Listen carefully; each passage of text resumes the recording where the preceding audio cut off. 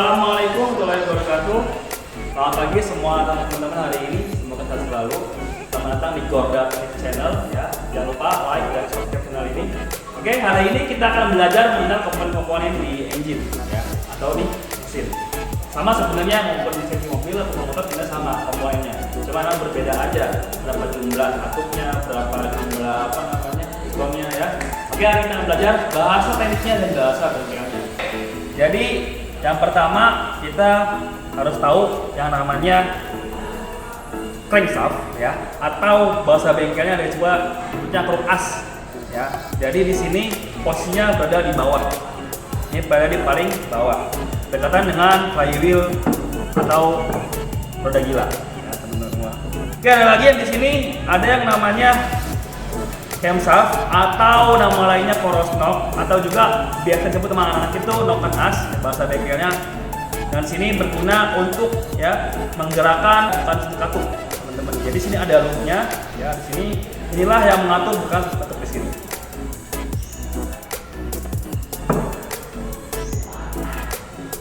Nah, di sini banyak keliru tentang pemahaman piston. Piston itu yang di sini ya, piston itu ini. Piston ini memiliki 3 ring ya, teman-teman semuanya ada 3 ring di sini ya.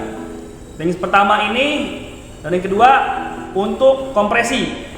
Dan ring yang ketiga ini adalah ring oli. Biasanya jadi agar apa? Agar oli ketika naik dapat turun lagi ke bawah, disaring ke bawah supaya oli tidak terbakar di ruang bakar ya.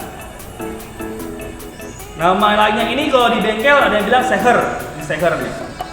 Ini kata namanya anak-anak itu, kata nama bengkelnya stang seher. Sedangkan untuk nama bahasanya sebenarnya adalah connecting rod. Nah, ini namanya piston. Ya. Jadi fungsinya connecting rod ini adalah untuk menghubungkan si poros engkol atau crankshaft dengan si piston. Ya. Terus ada katup. Ya, katupnya agak sompal. Seperti apa iman kalian ya kayaknya nih. Ya, katup nih berguna untuk membuka tutup saluran bahan bakar dan gas buang. Jadi ketika saluran masuk, dia akan turun dan mengalirkan bahan bakar. Dan juga ketika saluran bahan bakar dibakar, akan terbuang ketika katup gas buang membuka turun ke bawah. Oke. Nah, ini juga di sini ada cylinder head ya teman-teman ya. Cylinder head yang berfungsi untuk meletakkan beberapa komponen penting seperti apa lagi nih? Ada valve spring atau ya per pengembali, per katup bahasanya ya. Per klep kalau bahasa bengkelnya juga ada nyebutin ya. Di sini juga sebenarnya ada dua bentuk ya, 2 kunci sebenarnya kayak kuku ya, makanya sebutnya ada kuku macan atau kuku baji. Nah, terus piston itu kerjanya adalah ketika menerima ledakan atau menerima pembakaran, piston akan turun ya, yang otomatis akan menggerakkan poros engkol. Ya, poros engkol itulah yang menjadi dasar gerakan daripada kendaraan mobil ataupun motor. Jadi kalau kita lanjut ke salah satu trainer, dan di sini ada yang namanya engine super training ya. Ini dibahas khusus untuk belajar bagaimana seperti engine teman-teman semua. Ingatlah bahwa motor bakar itu memiliki 4 langkah. Yang pertama langkah hisap, ada lagi?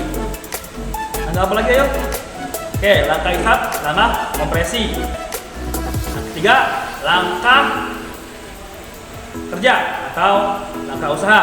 Yang keempat baru langkah buang. Apa sih yang dimaksud dengan langkah hisap? Langkah hisap terjadi apabila ketika motor starter menggerakkan flywheel, otomatis piston akan turun ke bawah atau namanya titik mati bawah (TMB).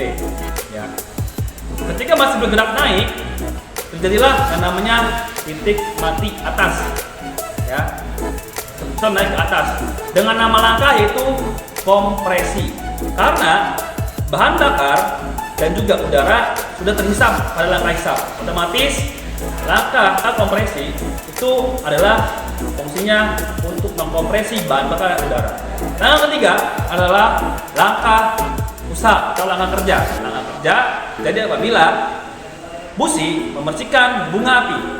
Ketika busi memunculkan bunga api, tentunya akan menghasilkan ledakan. Ledakan itulah yang disebut dengan langkah usaha atau langkah kerja. Ketika sudah terjadi ledakan, otomatis ada sisa hasil gas buangnya. Nah, di langkah keempat, yaitu dalam langkah buang adalah ketika posisi katup buang terbuka ke bawah dan membuang hasil pembakaran ke arah exhaust atau knalpot. Ya. Oke, lanjut. Kita langsung gunakan alat ini, teman-teman ya. Oke, caranya ini cukup mudah ya, teman-teman. Jadi jangan lupa kita harus mengetahui titik-titiknya. Ya, katup itu berada di sini, teman-teman ya. Katup di sini.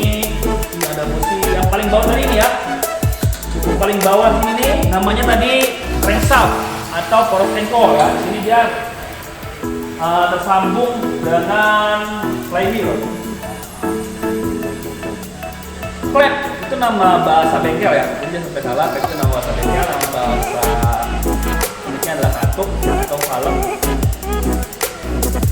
Jadi ketika kita akan menggunakan panel ini, jangan lupa pastikan menggunakan listrik ya, karena ini masih pakai motor gerakannya teman-teman ya. Panel, oke. Pastikan MCB-nya on ya, lampunya. Nah ini tinggal kita nyalakan di auto on aja.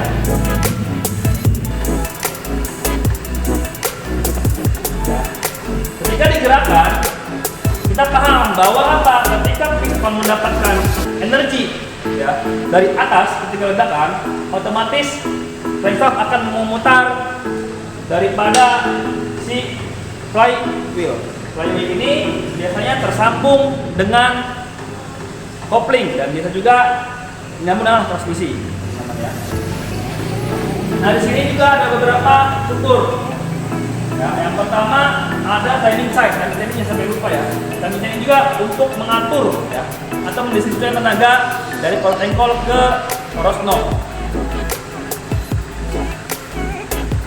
Di beberapa model, tertutup ini memiliki 3 model. Ya, yang masih beberapa ada 3 biasanya ya. Ada OHV, ada SOHC, ada DOHC. Tapi kita nggak tahu ke depannya, mungkin ada pengembangan terbaru di mekanisme katup. Oke, semoga teman-teman cepat paham. Jangan lupa belajar. Salam Boro Teknik.